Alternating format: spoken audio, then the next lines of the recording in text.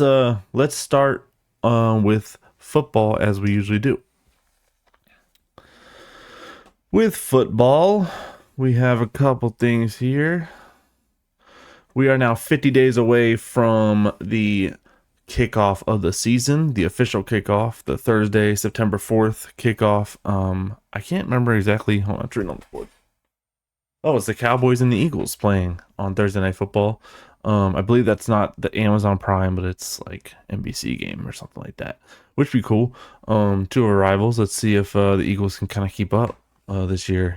I mean they won last year, so it's not like it's a thing, but they let's see if they can be as strong as they were last year. I hope not, to be honest. I got the W1. That's me. That's who I am. ESPN dropped a top 10 quarterbacks list. I'm not sure who exactly at ESPN dropped this, but this was like heavily talked about in the sports radio sphere of things. They got my guy Jaden Daniels in his sophomore year at top 5. Number 5, right there. Number 5's a number 5. Looking at the list, the really only thing I think I would change would probably to be switching Herbert. If you're an audio listener, number 10 is Baker Mayfield. Number 9 is Jalen Hurts. Number 8 is Jared Goff. Number 7 is Justin Herbert. Number 6 is Matthew Stafford. Number 5 is Jaden Daniels. Number 4 is Lamar Jackson. Number 3 is Joe Burrow. Number 2 is Josh Allen. And number 1 is Patrick Mahomes. Again, I don't really have an issue with the top 5, really. I mean, Jaden being up there, you could have an argument that it is only he's going into his second year, and he's, maybe hasn't earned that as well as like maybe some guys like Stafford or Herbert or Goff, but I mean, the way he played last year, he brought a team, with the entire team, but brought a whole team into the NFC Championship, and that's something to look at, Again, I think I would change Stafford and Herbert if it was me picking quarterbacks. I feel like with Stafford being older than he is, I'm looking at this more as like if I was picking a team type of thing. If I was making a team or going to create a team based around a guy, I think Stafford's probably, not really there with Herbert, I guess. I'm not really sure. But otherwise, I think this list is pretty good. I can't really think of anyone who could be on this list that isn't on this list per se. I think this is probably the first list that ever actually puts Jalen Hurts in kind of where he fits in. I see a lot of lists that put Jalen Hurts in like the top 5, and I just don't think he's that guy. I think he has a lot of weapons on his fucking team, and that's what gets him to be as good as he is. I think he is good. I think he belongs in this list, but I don't think he belongs in the top 5 with Joe Burrow, Lamar Jackson, guys like that. I really don't. Let's see what else is up. Nope, moving too fast. The Commanders are going to retire Art Monk's number 81 jersey on week 9 of the Seattle Seahawks game. This is a home game on Sunday Night Football. This is also where they're going to be wearing the jerseys that I talked about last week that he's wearing in the middle picture there. This is really cool. I wasn't obviously around for any of that stuff. If you don't know, Art Monk was there for all of the Super Bowls that the Commanders had won. He's one of my dad's favorite players.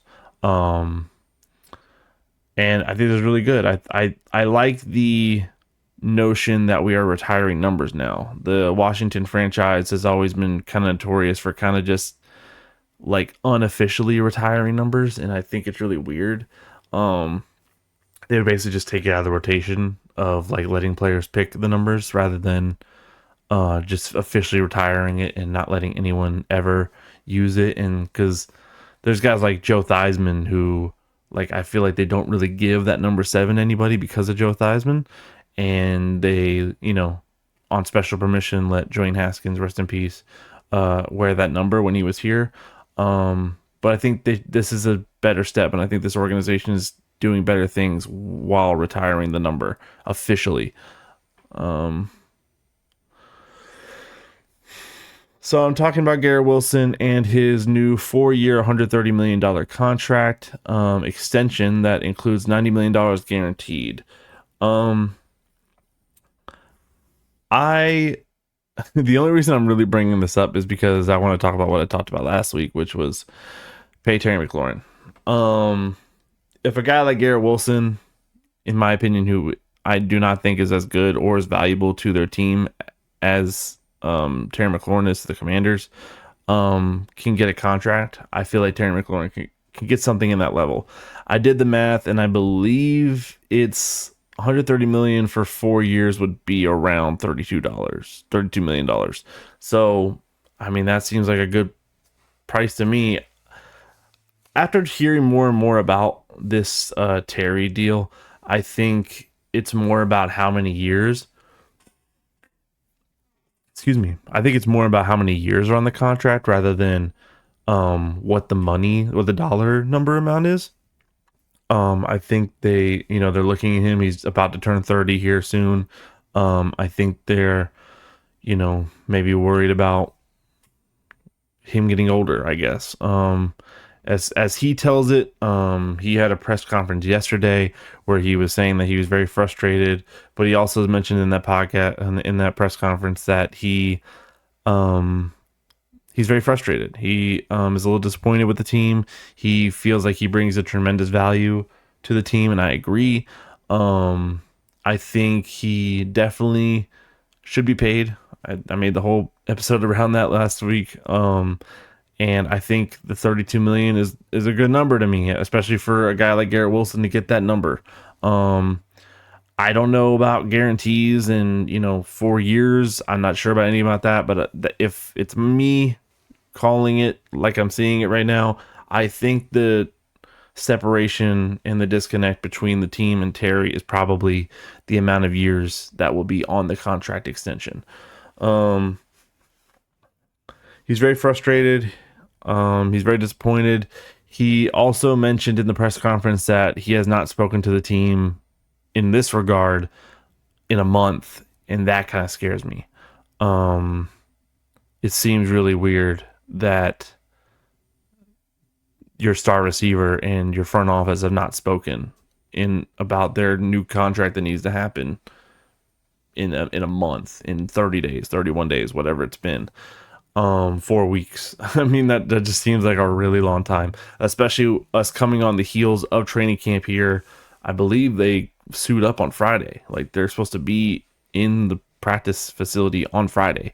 So I'm not sure what's going to happen here. Again, this is a Payment Terry McLaurin podcast.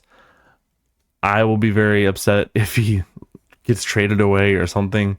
I've seen a lot of mock trades that I just don't agree with. Like, I saw one today that was like, send Terry and Eckler and a late round pick for Brees Hall and a earlier round pick to the Jets. No, I don't want that. I just don't. I like Eckler, even though he's on the older side as well. But I don't see that. I like Eckler, I like Terry, I like what they both bring, and I think Jaden needs to have some consistency coming into the second year. And with a new guy like Debo, there's no Diami, there's no any, like, the team is looking a little too different for these weapons, and I don't know. I just feel like Terry is a huge part of this puzzle, to be honest. I really think he just needs to be here.